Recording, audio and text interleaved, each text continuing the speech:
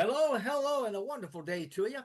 I was talking to somebody the other day, and they brought up the idea of non-transparency and silence in a way that doesn't allow for free flow of information and stuff. So I got thinking about it, and today I want to talk a little bit about that because this the silence, the type of silence that we're talking about here. Um, isn't the normal type of silence. I mean, silence is often thought about as being peaceful or even sacred, at some point.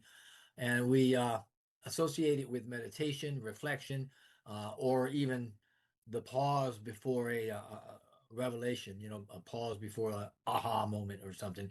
But silence can also be sharpened. It can be uh, wielded as a weapon. And it's often done that way when used to avoid accountability. And as such, it corrodes trust, it fractures relationships, and it leaves communities wandering around, so to speak, in shadows and half truths. And this is what I call weaponized silence. It's a silence that speaks louder than the words that we're used to hearing, yet it says nothing at all. And I'm sure a lot of you listening to me now understand exactly what I'm talking about, and you've been subjected to a weaponized silence. Psychologically, weaponized silence takes a lot of different forms. Controllers and manipulators use it to maintain their power.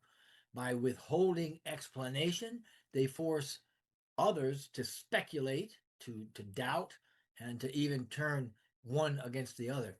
Silence in this way becomes a form of keeping control without ever being held accountable.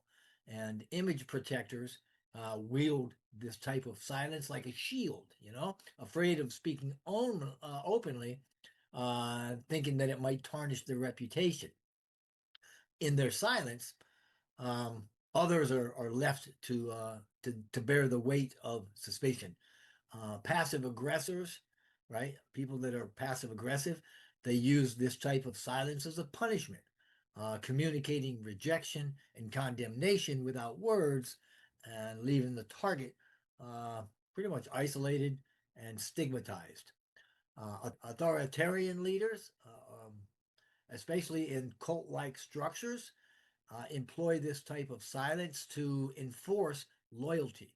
Followers are expected to read between the lines, right, quote unquote, and align with the leader's unspoken judgment, right, even when there's no evidence offered, period. And the damage of the silence of this type, weaponized silence, is profound. It creates a vacuum of meaning. When somebody refuses to explain, others kind of fill the gaps, right? With rumors, fear, and assumptions. Reputations can be destroyed without a single accusation ever being spoken out loud. Think about that. Do you know the time that that's happened? Yeah, I do. This type of silence denies closure. It leaves those targeted without a chance to defend themselves or even to reconcile anything. It erodes dignity slowly, like water wearing down on stone, right? If you're a geologist, you know how that works. It just takes a little bit of pressure and a whole lot of time. And silence signals condemnation. In these contexts, silence is rarely neutral, right? It's often interpreted as guilt, wrongdoing, or rejection. And the absence of words becomes louder than any accusation could be. So, ethically and spiritually, this silence is corrosive.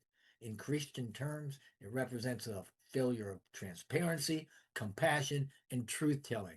In many traditions, silence can be sacred, but when it's used to avoid accountability, it becomes betrayal. True integrity requires naming the issues openly. Silence in the face of conflict is not neutrality, it's abandonment. It undermines forgiveness, dialogue, and justice.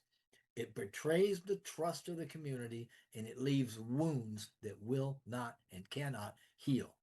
So, what kind of people weaponize silence? Well, often They are those that value control over truth, who fear exposure of their own flaws, and who rely on ambiguity to maintain authority. But silence also acts as a mirror. It reveals the fragility of a system where transparency is absent.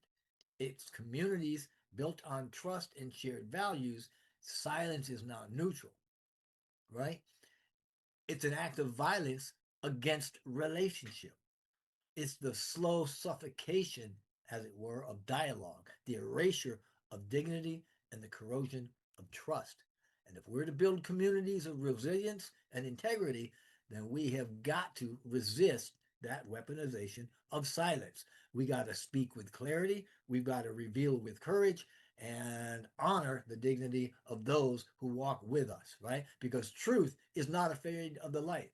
Love doesn't hide in shadows, and community is not built on silence, but on the brave sound of voices that are refusing to be erased.